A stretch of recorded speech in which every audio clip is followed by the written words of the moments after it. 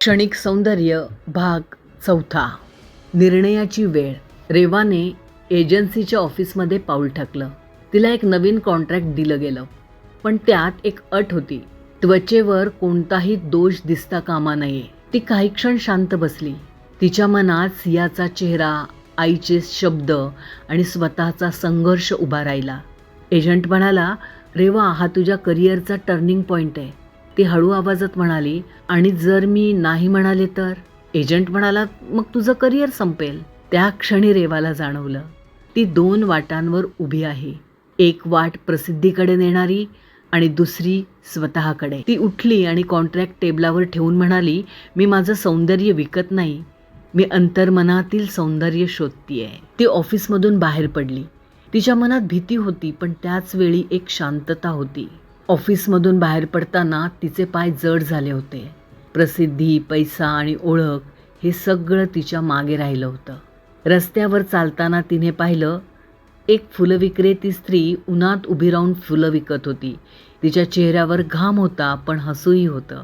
रेवाला अचानक जाणवलं की फुलाचं सौंदर्य काही तासांचं असतं, पण त्यांचा सुगंध लोकांच्या मनात कायम राहतो. ती नकळत हसली. कदाचित तिचं आयुष्यही आता सुगंध शोधत होतं. त्या दिवसानंतर रेवाने अनाथाश्रमात वारंवार जाणं सुरू केलं. सुरुवातीला ती फक्त मुलांसोबत वेळ घालवत होती, पण हळूहळू ती त्यांच्या भावना समजून घेऊ लागली. प्रत्येक मुलामागे एक वेगळी कथा होती. कोणाचं कुटुंब हरवलं होतं, कोणाला आईवडिलांनी सोडलं होतं, तर कोणाला आयुष्यानेच कठीण वळणावर आणून उभं केलं होतं. एकदा सियाने तिला विचारलं, लोक सुंदर नसलेत तर ते कोणाला आवडत नाही का गं? प्रश्न ऐकून रेवा काही क्षण शांत राहिली. तिच्या मनात स्वतःचे अनुभव झळकले. ती हळू आवाजात म्हणाली, नाही गं, माणूस सुंदर दिसण्यापेक्षा सुंदर मनाचा असेल तर लोक त्याला कायम लक्षात ठेवतात. त्या दिवशी मुलांसोबत चित्र रंगवताना रेवाने स्वतःचं एक चित्र काढलं. त्या चित्रात तिच्या चेहऱ्यावर डाग होता, पण डोळ्यात आत्मविश्वास होता.